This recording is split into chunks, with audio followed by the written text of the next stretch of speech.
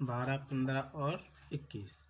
तो हम यहाँ पे क्या करेंगे, इन सभी संख्याओं का हम यहाँ पर फैक्टर करेंगे। अगर 12 का फैक्टर करता हूँ तो 12 का गुणनखंड मिलेगा 2 गुणा इसी प्रकार जब मैं 15 का गुणनखंड करूँगा तो 15 का मिलेगा 3 गुणा 5। और अगर 21 का अगर गुणनखंड करता हूँ तो 21 का गुणनखंड मुझे मिल जाएगा 3 गुणा 7।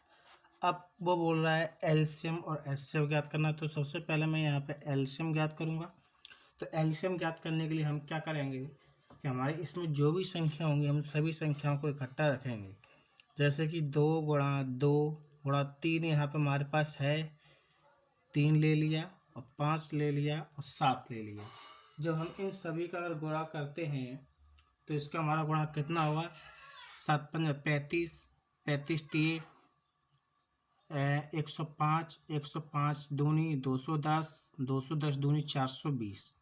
तो जिसका जो एलसीएम आया वो कितना आया, 420। अगर एचसीएफ की बात करूँ तो हमारे यहाँ पर जो एचसीएफ मिलेगा वो हमको कितना मिलेगा, एचसीएफ हमें मिलेगा यहाँ से कितना, 3। क्यों एचसीएफ में हम लोग क्या करते हैं कि 12, 15, 21 के हमारे पास जो गुणनखंड है उन गुणनखंड में जो संख्या हमारी कॉमन मिल रही है, जो तीनों में आ रही है, वो हमारा यहाँ पर क्या होगा, एचसीएफ कहलाएगा।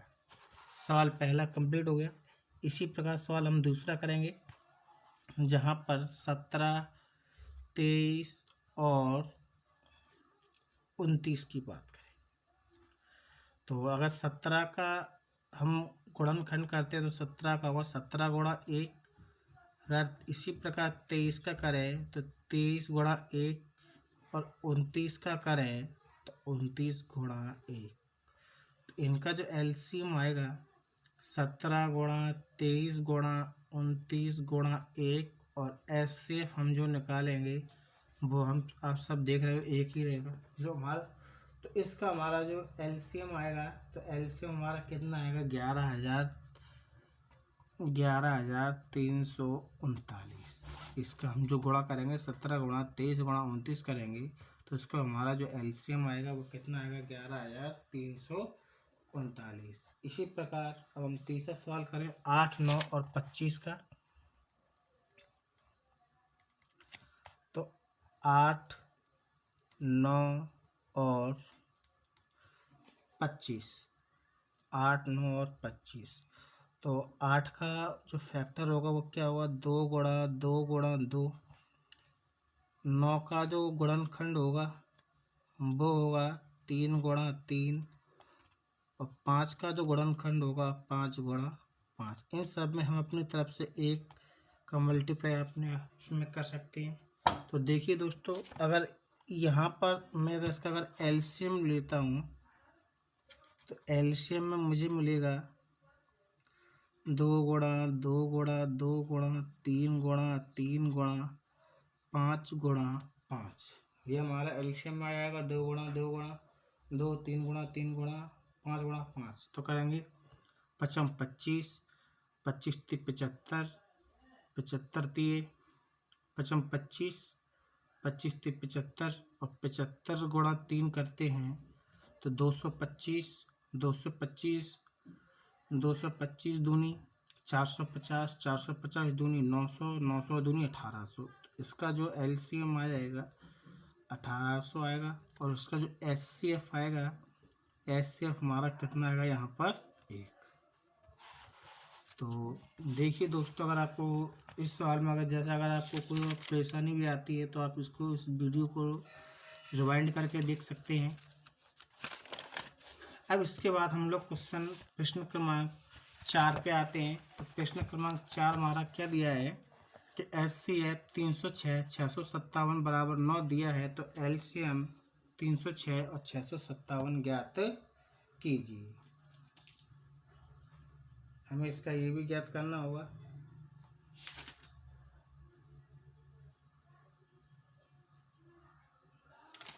तो देखिए दोस्तों, हम इसको ज्ञात करें।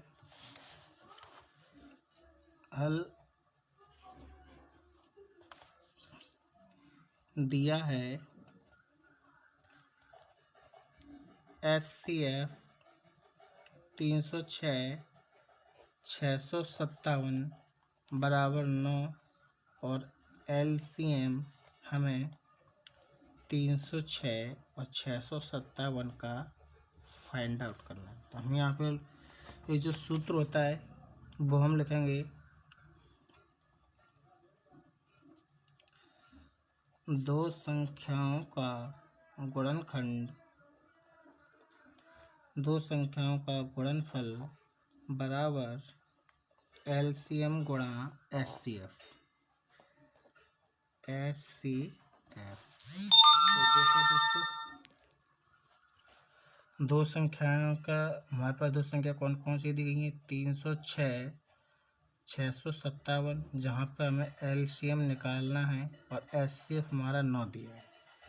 तो इसमें हमें क्या करना है? 9 को बटे में लेके आएंगे, यानी कि 306 गुणा 657 बटे 9 बराबर LCM भाग देंगे। 9 30 27, 3 बचे, 9 चौक 36,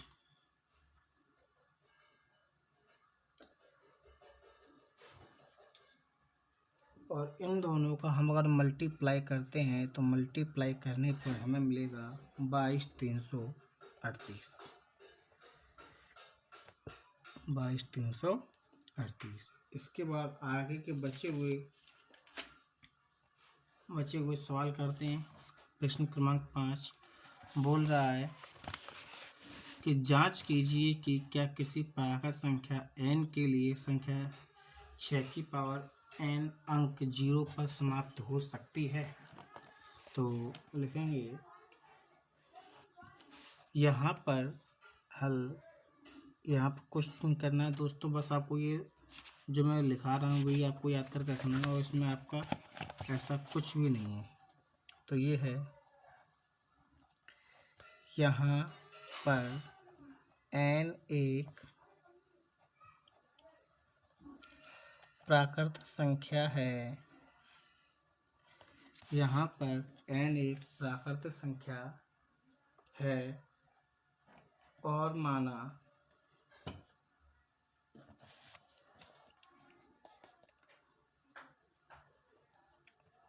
और माना 6 की पावर n अंक 0 पर समाप्त होता है। यहाँ पे 0 पर समाप्त होता है, लेकिन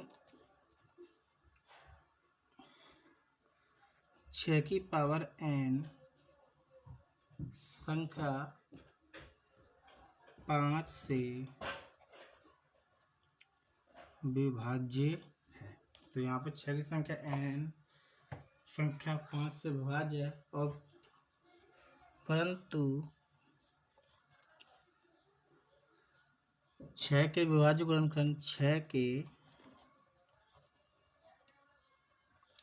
विभाज्य गुणनखंड हमारे क्या क्या होते हैं? 2 गुणा 3। 6 के विभाज्य गुणनखंड 2 गुणा 3 होंगे, तो हमारा यहाँ पर क्या होगा? 6 की पावर n बराबर 6 को हम रखेंगे 2 गुणा 3 पे पावर n। तो यहाँ पर हमें ये पता चल रहा है कि 6 की पावर n अंक जो 0 पर समाप्त होती है, यह क्या है? एक प्राकृत संख्या नहीं है। तो लिखेंगे अतः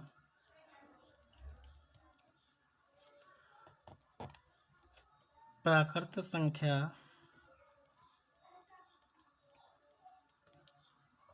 n के लिए 6 की पावर n अंक 0 पर समाप्त नहीं हो सकते। तो दोस्तों, आज के लिए हम ये इतना सवाल रहने देते हैं। आगे के लिए हम आप लोगों को कल और बताएंगे बाकी के बचे हुए 1.2 के बाकी के सवाल नंबर 6वां और 7वां जो बचा है वो मैं आपको अगले वीडियो में बताऊंगा। तब तक के लिए धन्यवाद।